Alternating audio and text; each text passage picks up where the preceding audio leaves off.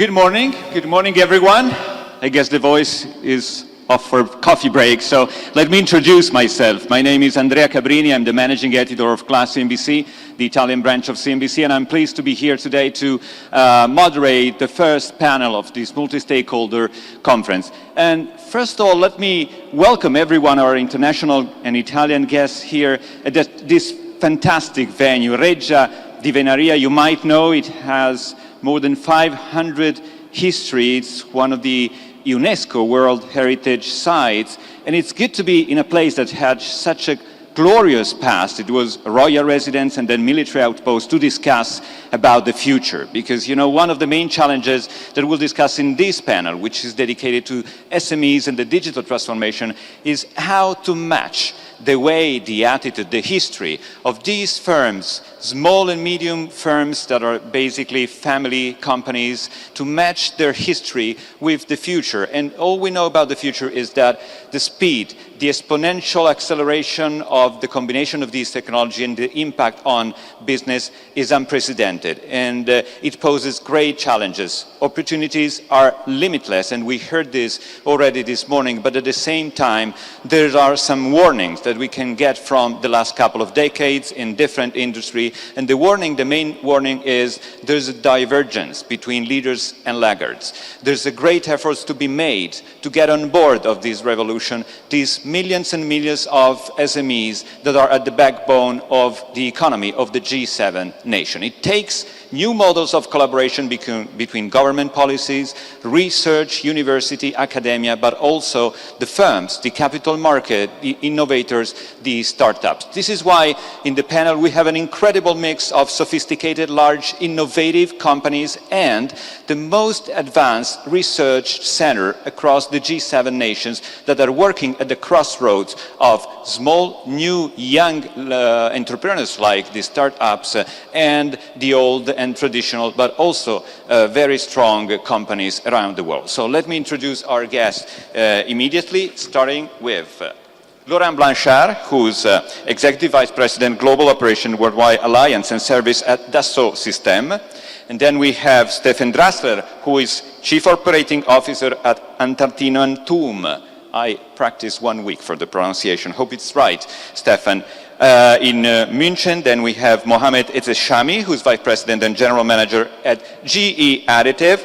We have Jeremy Silver, who's CEO of Digital Catapult from the UK, and Ilse Trönig, who's CEO of the Toronto Mars Discovery District. Last but not least, Professor Alfonso Gambardella, who teaches corporate management. He's director of the Department of Management and Technology at Bocconi University. So please, let's start with an applause for all the panelists this morning.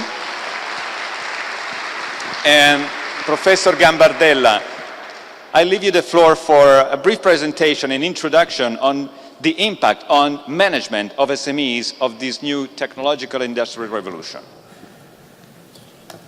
Thank you very much, and good morning. I am delighted and deeply honored to share my views on this issue with such a distinguished audience. It's a very important issue, as we heard, and as many of you know.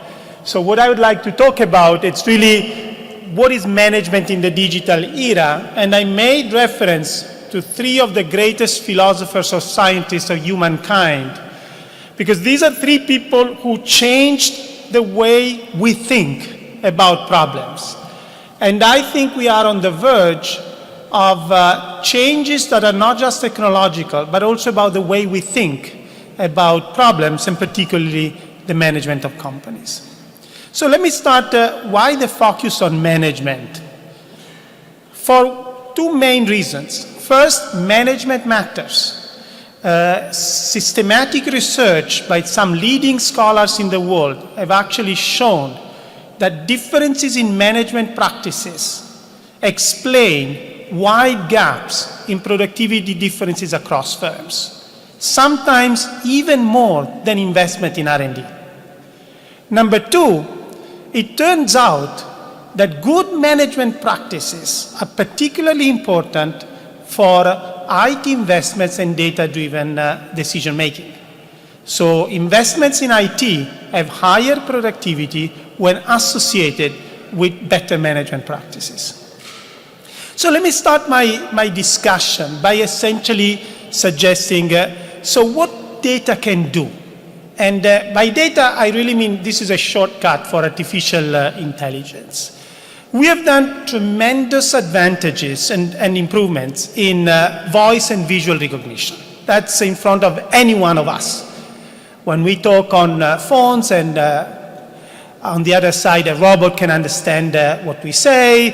Facial or visual recognition is a big issue. The other big advance has been in problem solving. What kind of problem solving? I've given here 3 examples, but there are so many different examples. We can optimize a lot of stuff using million data. In some of my fields, we could literally do academic promotions by making predictions of how a candidate will be performing in her research in the future using data. This is particularly important for SMEs.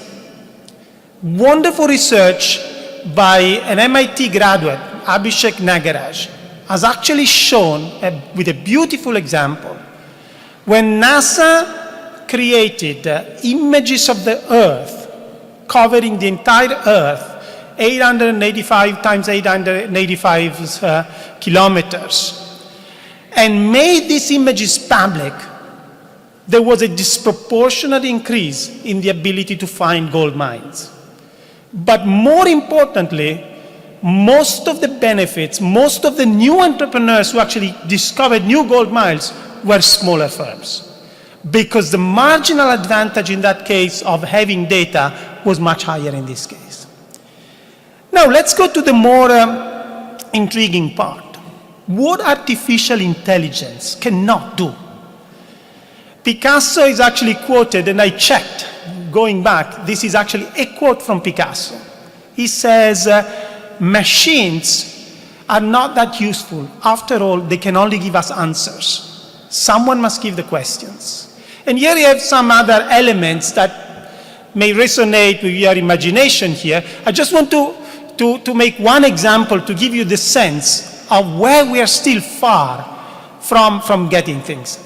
A great friend and colleague of mine, Scott Stern from MIT, has actually developed an incredibly sophisticated algorithm to predict which are the top 1% growth startups in 15 US states.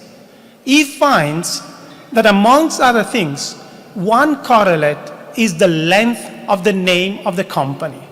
A shorter name is more likely to be associated with a very successful company.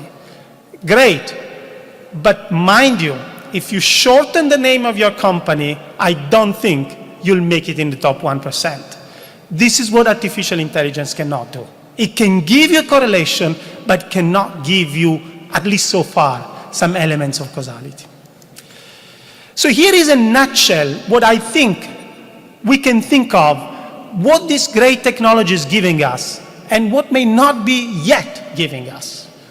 It gives us, and I'm using the words of Roger Martin, who is an expert in management analysis of artificial intelligence. He says, artificial intelligence can explain how the world is, but it cannot tell us, it cannot let us imagine how the world could be. Think about this example from Lego. We all know Lego. One of the main issues with Lego is that 85% of the kids who play Lego are boys. And this was actually, in a very sophisticated way, confirmed by very systematic data analysis. The CEO of Lego thought in a different way. He said, how can we get girls on board? He created a new line of Legos called Lego Friends in 2012 with some special features. It turns out that girls started to play with bricks. I have several other examples of this kind. Another person I'm acquainted with, if you want, on a much more serious issue, she is considering new forms of drug delivery for cancer with a great idea. rather than chemotherapy that is going everywhere, she's a biochemical engineer, she is thinking of a small biochemical material which is actually folding around the part that is contaminated by the cancer and delivering the drug. She is imagining how the world could be.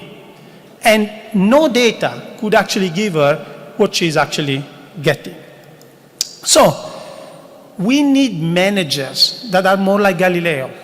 What did he do? He imagined how the world could be. And then he used the data to test whether what he imagined was actually good or not. So we did this in a much more mundane and, if you want, limited fashion. We ran an experiment at my institution. 116 startups, we did something very simple.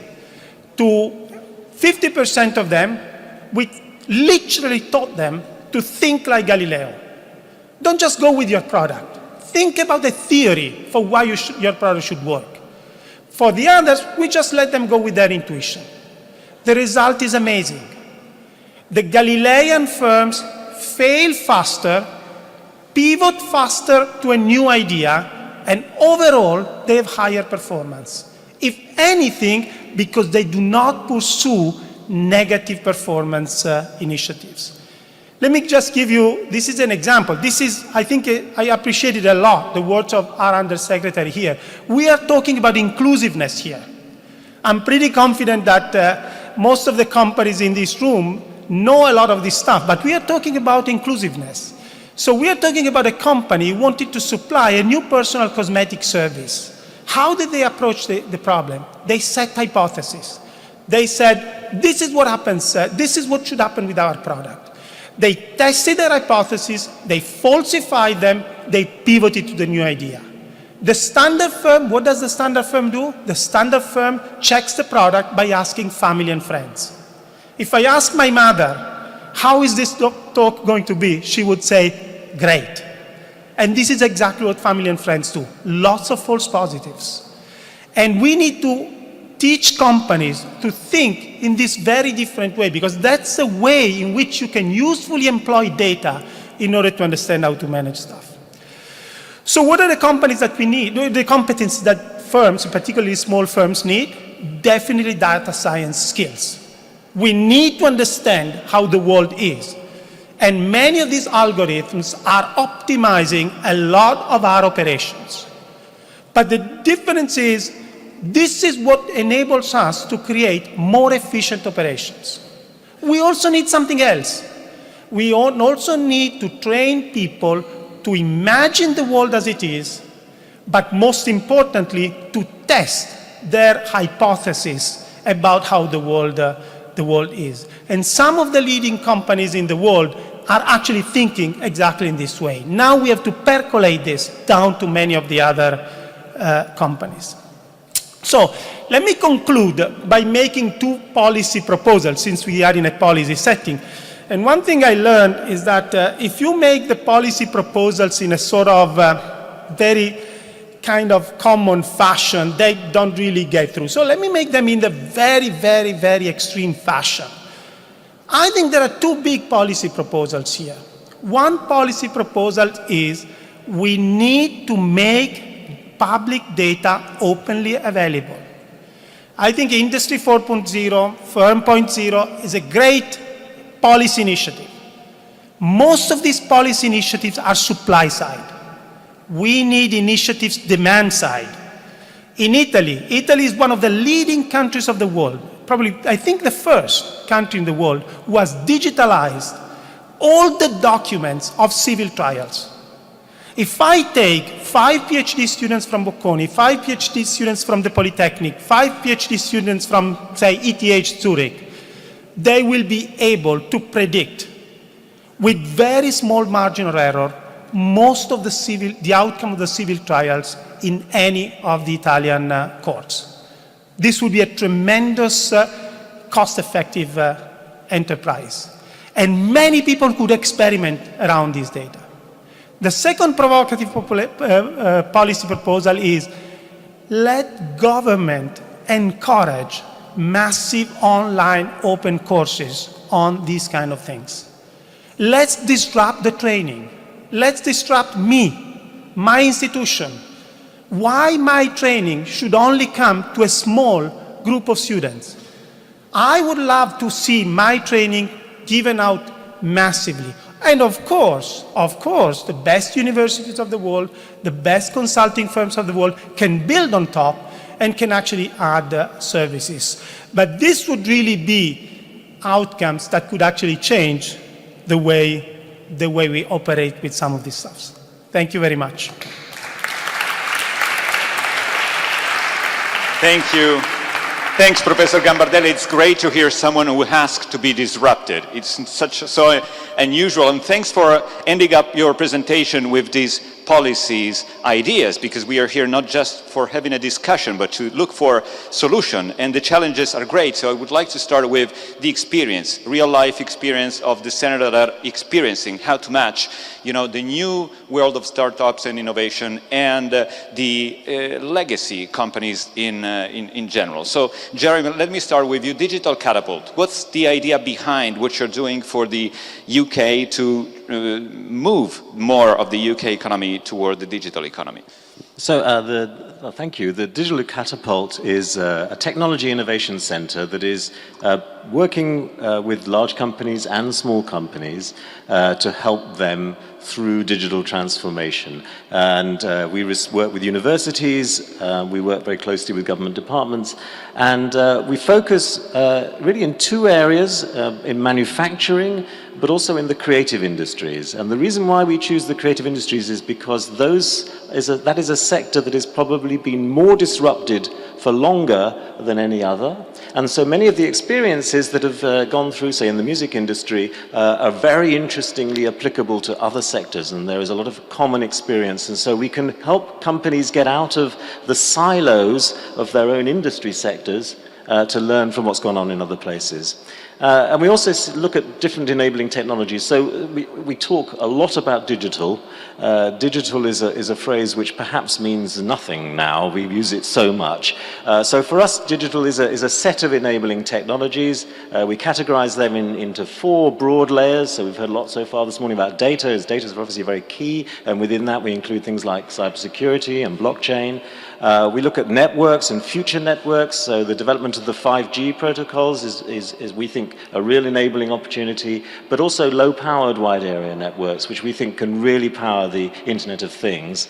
AI and machine learning, we've heard lots about. And then also virtual reality and augmented reality, immersive technologies. We think these are really key to developing new opportunities. It's not just about technology, it's about the human capital inside the companies and the management. Professor Gambardella just told us how important it will be for established company to create a new way of managing business and integrating innovation. What's your experiences telling us about the way that, alongside the new startups and innovation you mentioned and the disruptive technology, established company can create more value, more jobs and more growth in this? Well, it is very interesting to hear those comments, because very often we've found that the experience when you engage a small company with a large company can create a new dynamic.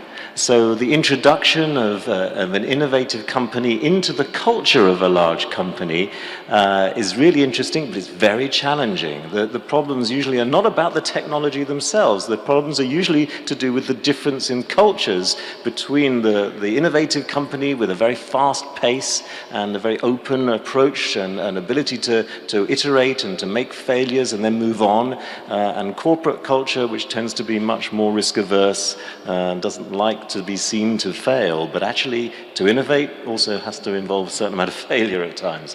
So the cultural challenge is very interesting.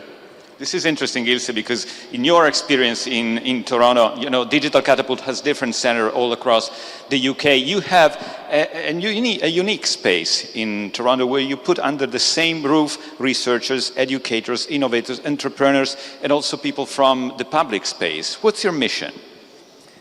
Yeah, our goal is really to bring together all of the actors in the innovation system across that whole life cycle. and then cultivate new models of collaboration so that everybody's work is accelerated. And so we are very intentional about top-notch research groups, access to students, broad-based student startup and entrepreneurial programs, and then SMEs and scaling firms, as well as local established firms and multinationals. Of course, in the Canadian context, our local market is small, so we need to bring the market as close to as we can. And then we bring investors in as well. And that cross-fertilization, cross-pollination, then what we find is you see a totally different way in which these groups begin to fertilize each other's cultures. But more importantly, they can find in this neutral space new ways to work together, and particularly for the incumbents, having their skunkworks teams in such a location is obviously hugely helpful. And then we very intentionally support the young high-growth firms to get them to scale and prepare them better to engage with incumbents. But the area where perhaps some of the most interesting opportunities come is over the last few years, we've also realized that we can't just focus on the supply side of the innovation equation. So we work quite actively with, on the adoption side, which means bringing in utilities, hospitals, large companies, and creating really sort of coalitions that can work together to modernize the regulatory system, to find new pathways for procurement, so that these technologies can be adopted. Because we found otherwise, if you're working in regulated industries like healthcare or energy or increasingly fintech, the young companies run into these very harsh brick walls. How do you feel about the way that Canadian SMEs are profiting from this, convergence of different technologies to boost and change their business model, processes and products? Are they, at the edge, or are they lagging? And what's the reaction also of the big incumbent that makes quite a big chunk of the Canadian GDP? Well, I think for a small country like Canada, or perhaps a geographically big country with a small population, the opportunity in convergence is really our unique potential space to win. And so we are very specific about bringing together health technologies with physical sciences technologies, and looking at obviously the digital layer as one of the ways in which convergence is being driven. And then anchoring some of that core capability, the new Vector Institute of Artificial Intelligence that's had quite a bit of attention in Toronto, locate them right in the heart of this. And watching how some of these exponential technologies unfold in certain sectors and then cross-pollinating that learning into other sectors is another way in which we can not only, accelerate the growth, but in fact accelerate the learning as these new technologies get deployed. The interesting thing, though, of course, is that the incumbent firms really respond quite differently. In Canadian economy, which has relied heavily on resources historically, there's a new generation of incumbent firms that are really embracing the digital transformation, and others that don't quite know what to do with this. And our job is very traditional sectors like commodities and can profit from it, and they're doing this. Actually. Absolutely, and I think it's in everybody's interest for them to succeed in this new economy. So we need to support the disruptors, but we also need to find a way to transition the established firms. Stefan Drusler, Anton Niemann, first of all, did you sleep well after the election yesterday night? Yes. It was a little bit surprising. Yes, and I think not everyone is so proud of this. We shall see. We were also a bit surprised. Tell us more about, your model is completely different. You were founded in 2002 by a private entrepreneur, Susanne Klammer. Yes, by Susanne Klammer. Yeah, and which controls still the institute, isn't it? Yes, she's owning it for 100%, so we are closely collaborating with the Technical University of Munich, but we are actually independent, and I think that was a very important success factor in growing and in defining new fields. And what's the key of the work you're doing to cross, what's new with the SMEs backbone of the German economy? What's new is we believe in the very, very young people, so the talents from the university, they come up with great ideas. It's the researchers of the university, it's the PhD students of the universities, the professors, but it's also the bachelor students. They have great ideas. We motivate them. We enable them to try out their ideas, build prototypes. We give them access to our makerspace. It's a large-scale workshop where they can just try out, build something without the motivation of really founding a startup at the beginning. They are young people. They just want to play, start something. They're free to experiment. And then they experiment successfully. And then you see the spirit is awakening in them, and they say, okay, now is there a market? What's the next step? Who can be my client? And that would be the second success factor, is bringing them together with the industry. Those are it's a technical university, it's high-tech topics. They need to have a first pilot customer. So we are working together with the industry, with established companies. How this relation works? Because you're describing kind of an innovation lab, but how established company interact with you? So one is we have like a consulting branch. We're doing consulting work for them, innovation consulting, when they want to found a startup inside of their company, or they have an entrepreneurial team wants to form a startup outside of the company. We're consulting them, going through this process. That's one thing. Second thing is, in this makerspace, innovative teams do innovative workshops, rapid prototyping in a place that's not their company. So they get out of their normal ecosystem. They go to another place and innovate and support this workshop, to support this makerspace. This is basically at the heart of what we call open innovation. Professor Gambardella, correct me if I'm wrong, but is it working, and what's the impact, the real impact that this new model is having? What are the keys of success, but also the still critical points? The keys of success are that you can really see what is the client needs. The young teams, the startups, the innovators engage in a pretty early stage with the established companies, and they see what is the real client need. So they're not playing around, they are solving real issues by collaborating with those companies. What are the areas, the technology areas that you see are more vibrant and where you see more fallout from your work to the real economy? It's a lot of work in the areas of smart city and also mobility, and we have those tech branches that we try to focus on. It's AI, it's IoT, robotics. Thank you, Stefan. And Mohamed Shami, I'm surprised you passed through the security check with this stuff. Please show it. So I came and brought in show and tell. Yeah. What Andrea has in his hand is a printed turbine blade for GE9X that is printed actually here in Torino, in Rivalta. And this is as printed. What I have in my hand is the same blade finished. And traditionally, since the innovation of manufacturing, mankind would take a chunk of metal and carve it out. Now we print layer by layer. And I want to go back to a question you asked, old company versus a startup. I'm a startup inside GE. GE is a 125 years old company, and my company, GE Additive, is about 1 year old. We bought 3 companies, an American company called Morris Technologies. Then we bought a German and a Swedish company, Concept Laser of Germany in Lichtenfels, and Swedish company of Arcam. And with those, we create machines and powders that actually create products. If I could show one chart, I want to show you something incredible has happened in Italy. We're grateful to the government of Italy for helping us to do what we've been able to do.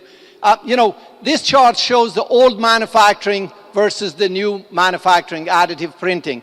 What you see on this chart shows in aerospace and in medical, all the stuff you see here are printed. Therefore, it's solving several of the problems. But what's important is the history of how we've come here.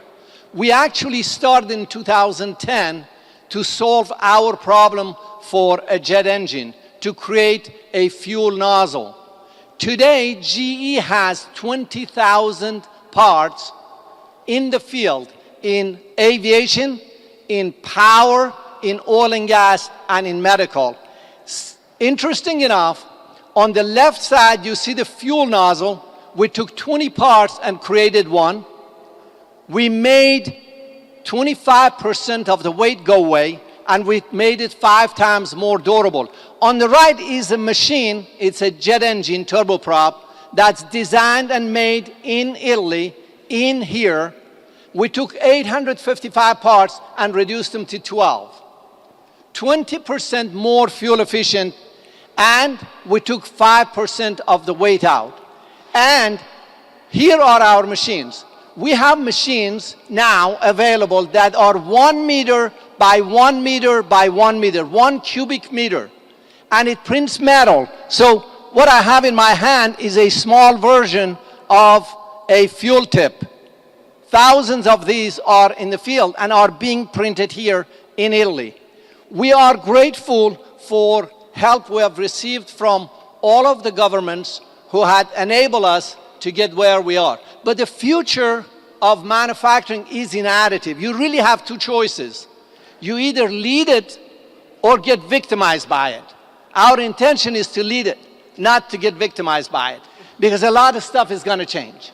And then finally, here's what we're doing with education. We have dedicated $10 million around the world to high schools and universities. We gave machines to the kids in high schools and colleges, both plastic printing machines and metal printing machines, to enable them to become employable, so we can later on use that talent to create more technologies.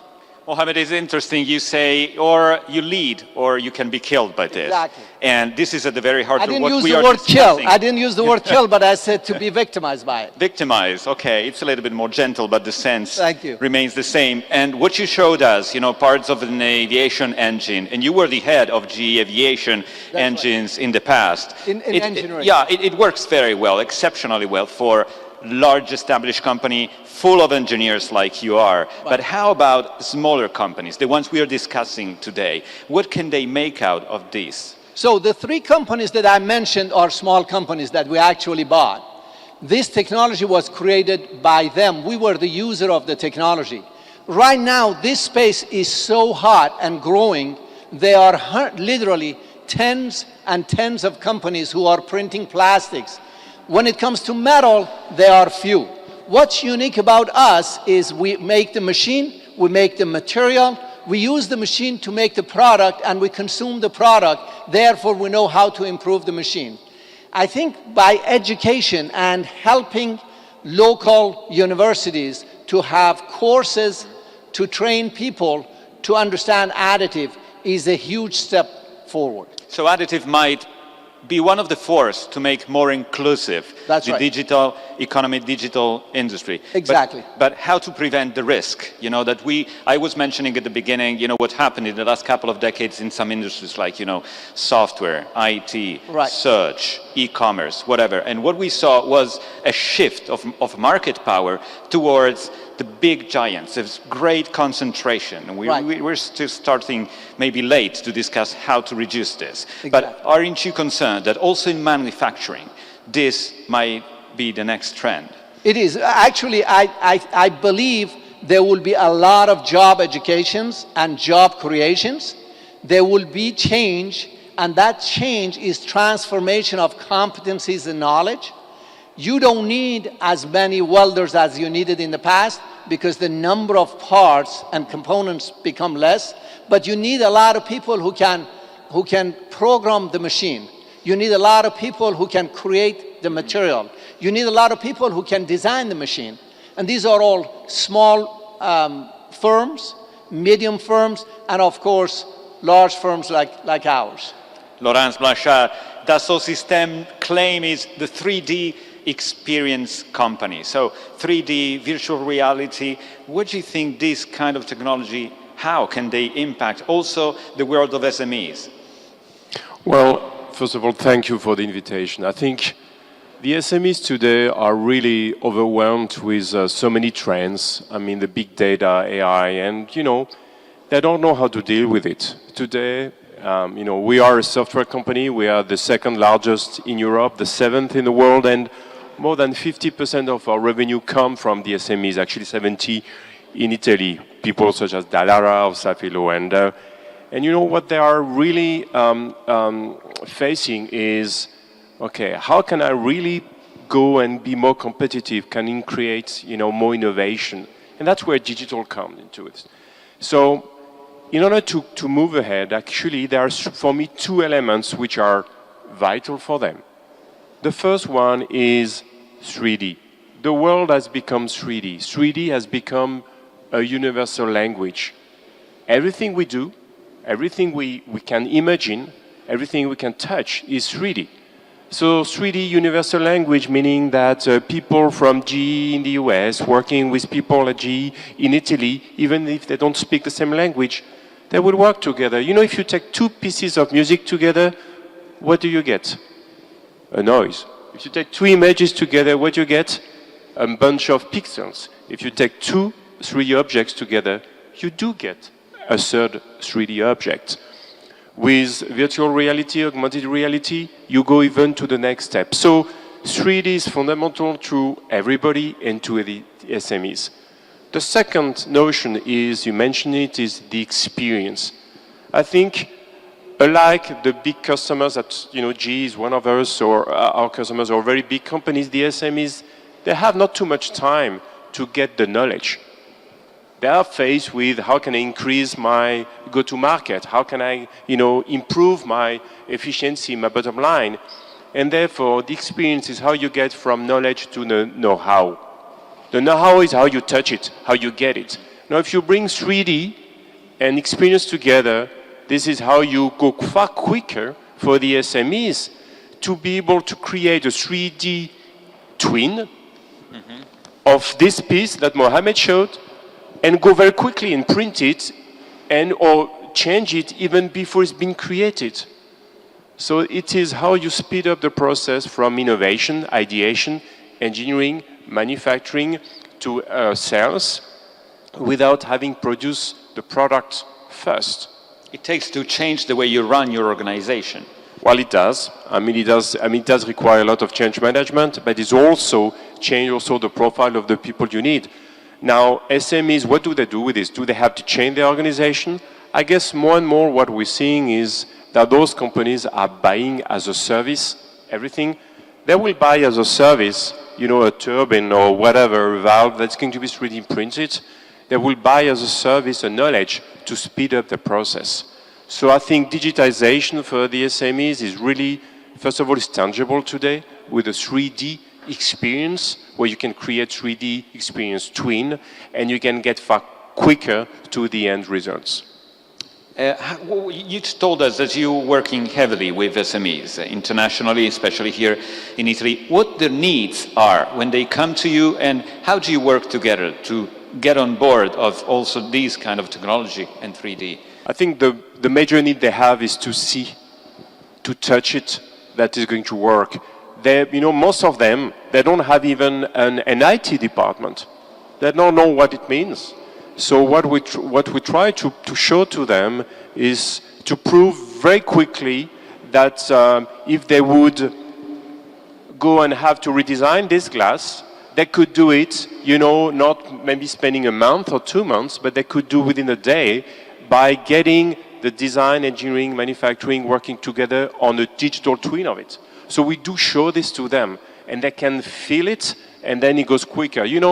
When you see things, usually you are more convinced. So that's what we take our customers through this journey.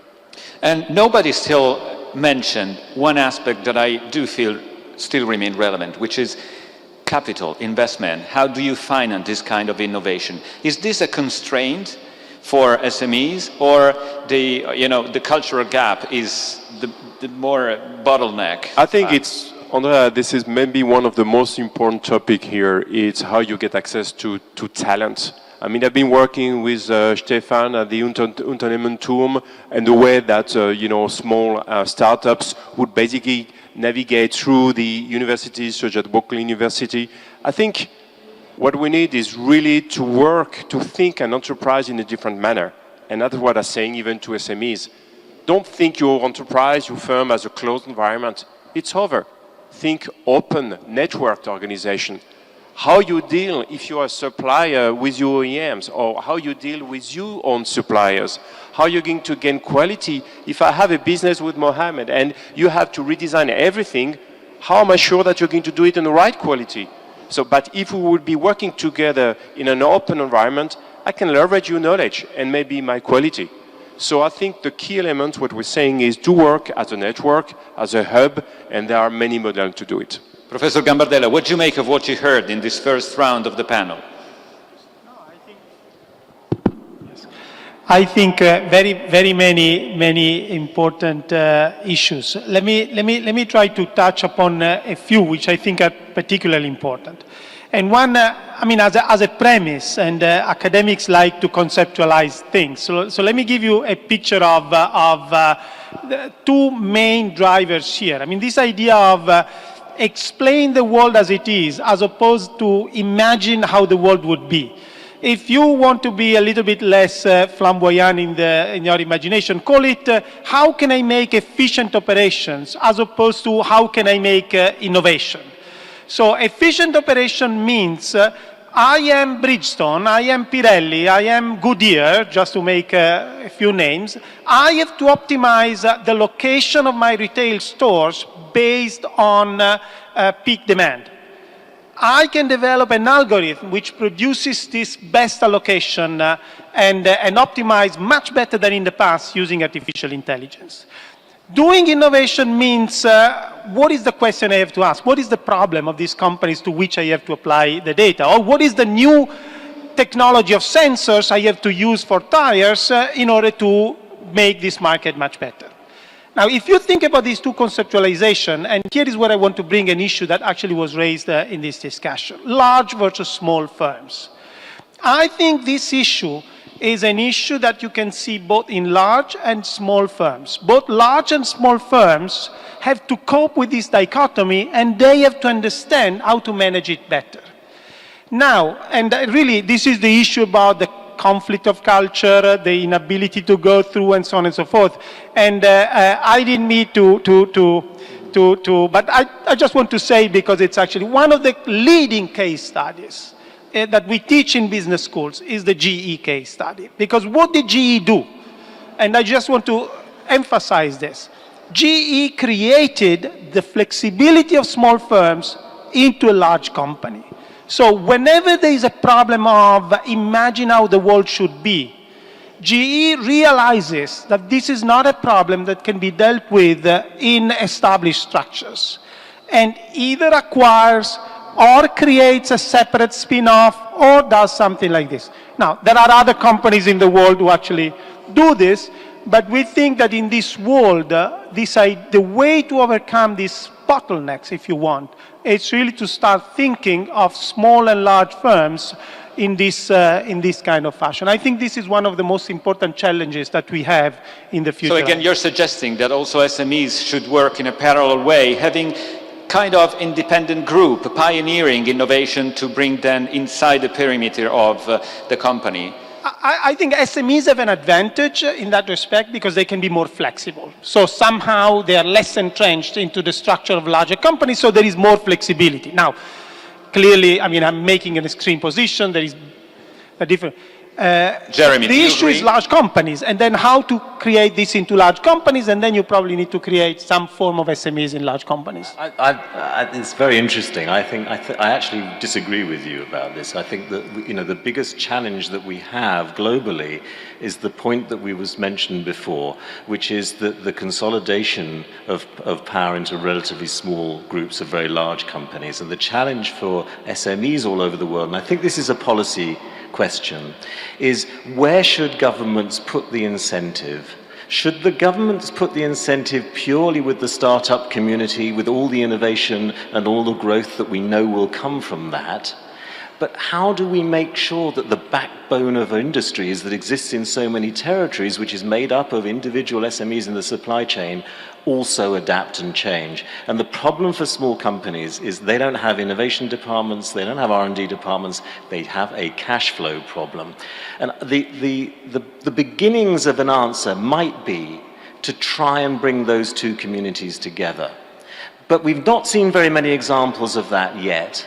It's something we've been discussing. We're looking to see how we might do this, but it seems to me. Are you doing this? Not yet, not yet. We're working between startups and corporates, but the idea of, at scale, introducing startups to traditional SMEs, there's something in this that governments should look at. But how we pursue it, the sort of policy to pursue, I think is still unclear. Yes, I agree to that. It's large-scale companies, they have their innovation departments, they can dedicate resources on innovation and research and development.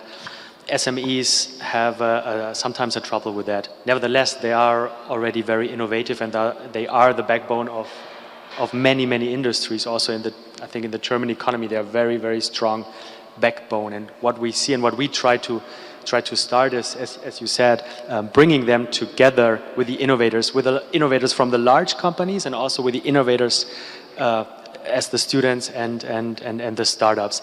And there we see they are amazed by this certain kind of way to tackle some issues, to be really fast and quick, find shortcuts to solve issues, to solve problems, and to innovate just by finding a very, very simple and fast solution, just by prototyping. So a few weeks ago, we had a workshop with employees from an SME, and they said it was so great just to get out of their company, to go to a new place. Mm-hmm. And in the first few hours, we just gave them Lego to play with. We said, okay, come up with an idea and don't write it down, but build it. Build it with Lego, with very simple tools. And the next step is you give them material to 3D print, for example, plastic 3D printer, or you give them wood and they laser cut something. And then it gets more and more elaborate. And you always have this success in your hand, this visible success that you have built. So just spending time in your playground, let's say it creates new creativity inside the SMEs. But when it comes to intellectual property, for example, of everything that has been developed, what's the point, and who's who at that point? When we do it specifically with the companies, it's their intellectual property. When we do it with the students, it's very important that the students own the intellectual property. So Unternehmertum would never take any intellectual property. When they develop something, it's theirs, and that's what motivates them. It's their own thing, their idea. They're driving it further. Is that the same, Jeremy, for you at Digital Catapult? Absolutely, yes. The IP and the substance of the algorithms, that has to stay with the entrepreneurial side. What's your experience? Yes, absolutely the same. I think one of the big challenges in bridging this divide, though, also is to meet everybody where they are. We certainly see in the Canadian context that the corporate community, there's huge variation in terms of how they've organized themselves to do this. Everybody knows intellectually that there's this innovation wave coming and that they need to find new mechanisms to engage with innovators outside. But beyond the sort of transactional relationship with the professor, many of them have really not got their hands dirty. And so we find there's a great opportunity also for the corporate community to actually learn from each other in terms of just, what works. And obviously leading firms can showcase that, but that's a big challenge. That there's no simple recipe, depending on both the sector and the culture of the organization. Laurence and Mohammed, in your experience, who's the better driver for these SMEs to access this kind of new technology? The existing management, consulting firms coming even from these innovation center that we do have here today, traditional consulting, or even bringing some new manager inside from the outside, which normally, for example, Italian traditionally family company is not that easy. Well, first of all, I don't want to play the big against the small or vice versa. I think this debate is over. I think it's all about innovation.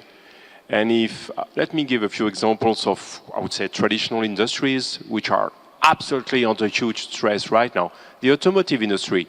I mean, look at where is the innovation on electrical vehicle coming from? California, very small companies, okay? Where if you take an even very sophisticated industry, which is the space launcher, where is the innovation coming from? Small entities. So I think the idea is not big against small, and there are models which I'm sure work well, and others which I know work as well. So I guess the most question is if I would be a CEO of an SMEs, how am I going to get innovation as quickly as possible to basically create a value in my market? And that's where it's all the questions. So not today, there are abilities through marketplace to buy services on something I would feel is not core to my business, maybe context, where I'm going to develop myself what is core to my business. Like 3D printing or AI or machine learning. If I'm very strong in machine learning, I'm going to work on this, but maybe the next step, which is to implement in 3D printing, maybe I'm going to cooperate with somebody else or buy these services from somebody else. So there's a balance. The expertise has to come from whoever owns it, whether it's a large corporation or small corporation, really doesn't matter, because even in large corporation, you know, sometimes the culture could slow you down. That's why in GE we have separated my organization. I don't belong to anybody, and we have hand-selected who we want in our additive team. Additive team is about 1,200 people. The 3 companies that I mentioned, they make up about 600 of those 1,200. The other 600, some of them are from traditional GE, others we hired from outside. And we actually make a competition amongst the innovators. They come to me and sit down and says, I have this idea. And we allocate capital based on the idea and the possibility of the idea winning, or if it fails, how fast it fails, and how fast I can iterate it. It's an incredible thing. You watch it, you learn it, and you get better. You don't let the 125 years of tradition slow you down. Again, what's the main needs that you feel from small and mid companies when they start interacting with you? Their main need is for us not to suffocate them, to let them be free and move as fast as they want to move. And we got to be careful to allow them to go and meet them where they are. That's an important point. This is an actual risk, because right. As we tell the story of these companies on a day-by-day basis, we see that they're kind of suffocated from the offer that comes from, you know, from automation systems to whoever is right. knocking at their door, and everyone has the magic key for the future. Now, ladies and gentlemen, I'm sure you have many and different questions for our panelists here. So there's a mic in the room, and who want to be first to ask a question? Please.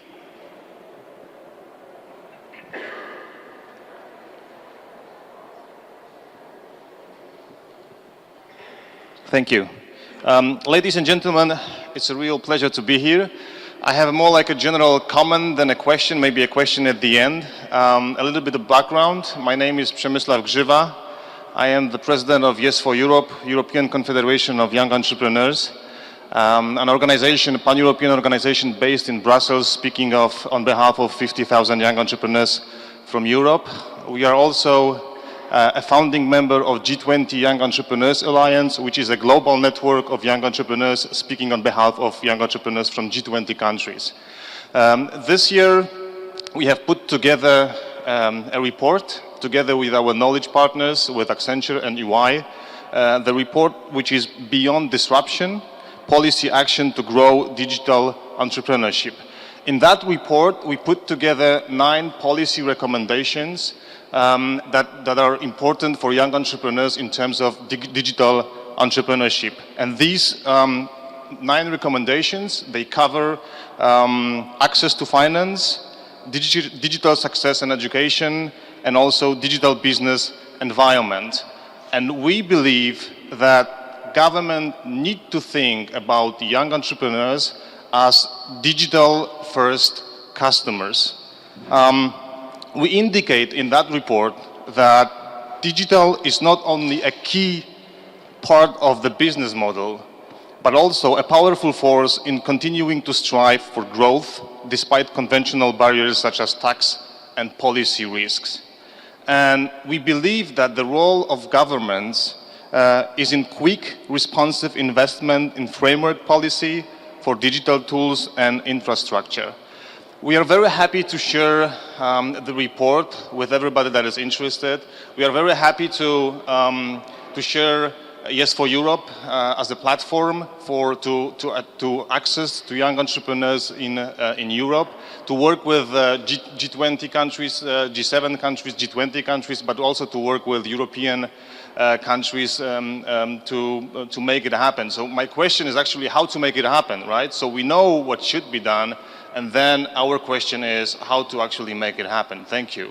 Thank you. Thank you. We'll group some questions and then we'll start answering other questions.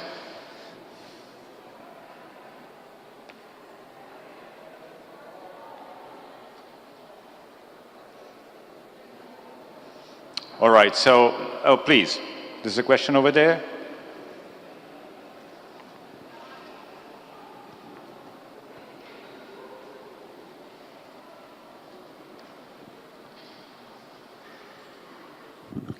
Good morning, everybody. I hardly noticed a mention of universities in your consideration this morning. So do you think there is a role for universities to be played in this? Thank you. All right, just a flash. Stefan, Jeremy, and then you. Hi. Yeah, I think that the universities have a crucial role in two ways. One, because the talent and the skills and the understanding, particularly in computer science side of things, but across the piece, is important in developing people who've got skills to engage with digital technologies. There are some digital technologies too that still require a lot of research inside academia before they come out into the wild. Some of the early work around 5G, for example, has been very much supported by universities. A lot of the work around augmented reality, virtual reality is going on inside universities before it comes out. But actually, very often in the digital space, it's the entrepreneurs and the innovators who have had a great education that then go and apply that in the field that really make the difference. So it's a real mixture. You say for you? Absolutely. I mean, I certainly at the Marsh Centre, we have a very close relationship with our founding partner, the University of Toronto, but work with universities across Canada.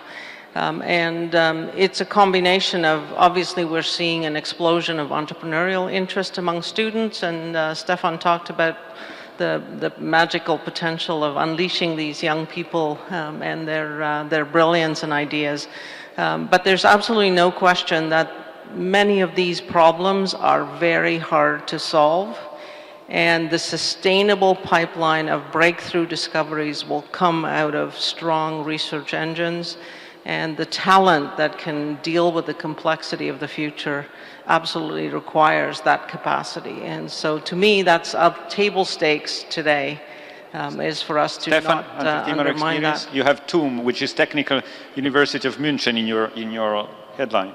Yes, so we are called Unternehmer TUM, and the Technical University of Munich, the abbreviation is TUM. So we have the university in our name, and we have a very close collaboration, and I just can confirm from my point of view, it's the two things. First, a lot of innovation comes from the university directly, and the second thing, and to me it was always very surprising how strong it is, comes from the students, from these well-educated students, from the people with a strong basis, all those talents that come up with totally new ideas independent from any university research. Professor Gambardella, judging on the Italian experience in the past, universities haven't been leading, the way to transfer technology and new way of doing business to real life companies. How is it changing? What's your response to the question? Well, my response, it's easy, of course. I mean, I have to justify my presence here. So universities are totally crucial. But I just want to insist on one point, and they are crucial not just for the research, but most importantly for the supply of talents. Actually, I wish that more people had access to the universities. And let me make, since I'm here, one particular plea. The undersupply of women is one of the greatest problems of science and technology employment today.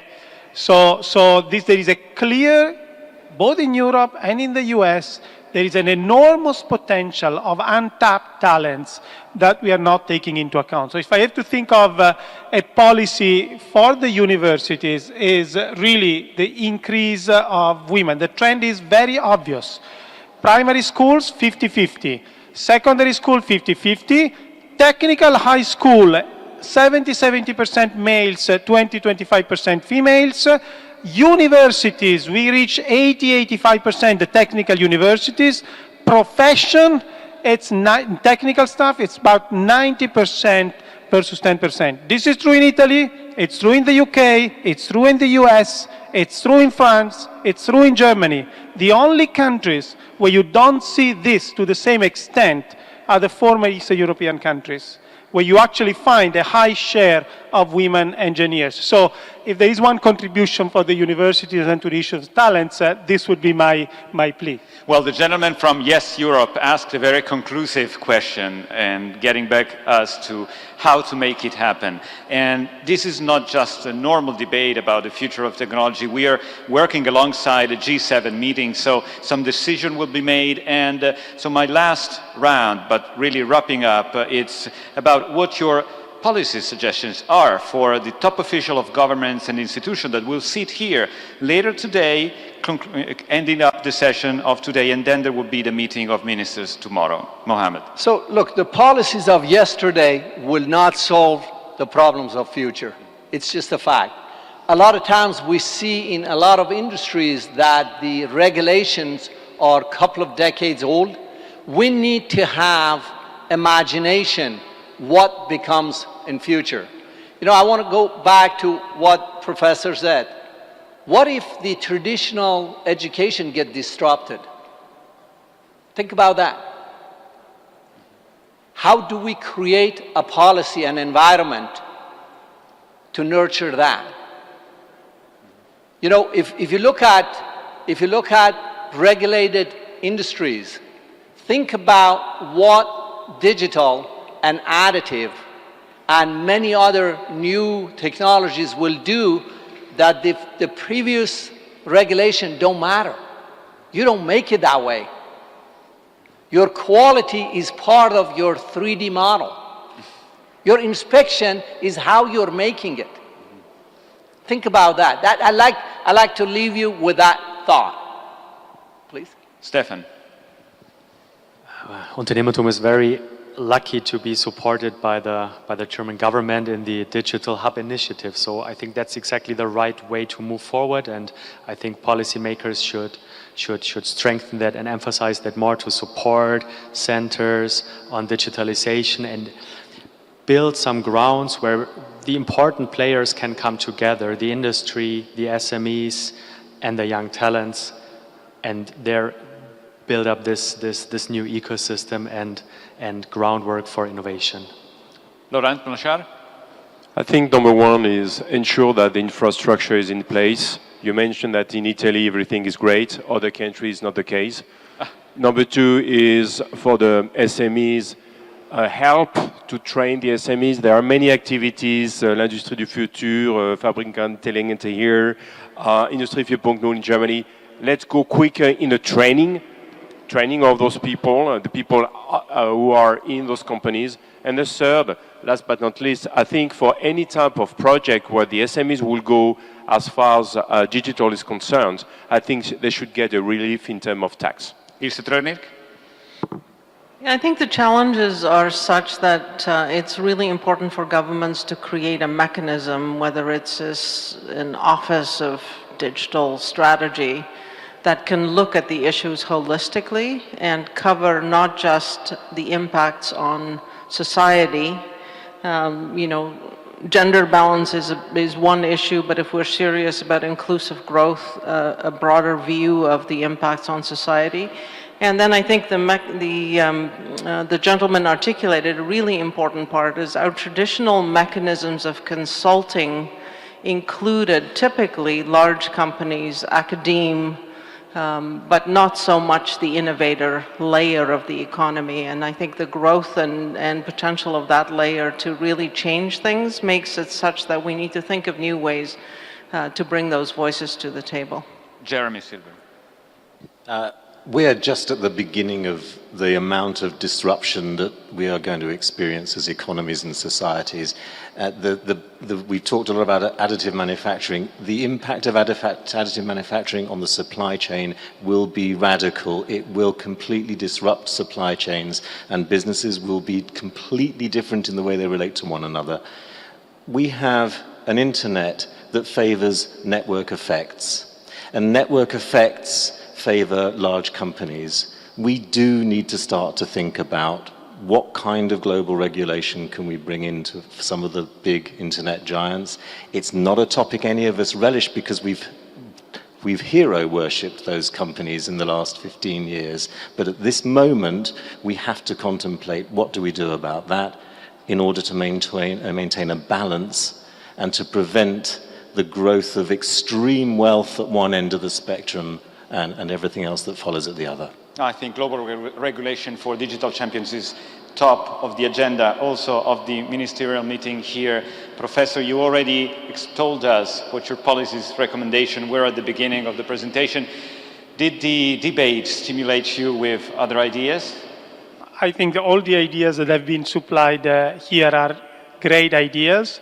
Let me add one, which is a little bit floating around, but I just want to make explicit, and something on which I have to say I have some strong opinions. And if people of my age may remember this movie in the 1960s, The Graduate, in which Dustin Hoffman was told one word, plastic. And he was right, because that was really the period in which plastic was on the verge of high growth. So I'd like to act like him and say one word, openness. I think the digital transformation, and I'll put it as provocatively as possible, I think we need to do much more, and the government should do much more in terms of openness of data. The government, as Dr. Piacentini was saying, governments have lots of data. These data are not coordinated. There is no interoperability. A lot of this data is not publicly available, and some of the issues that may be raised is precisely because proprietorship of data could actually prevent some of this high growth fashion. So to me, there should be a strong acceleration towards availability and openness of data. I understand that there are trade-offs.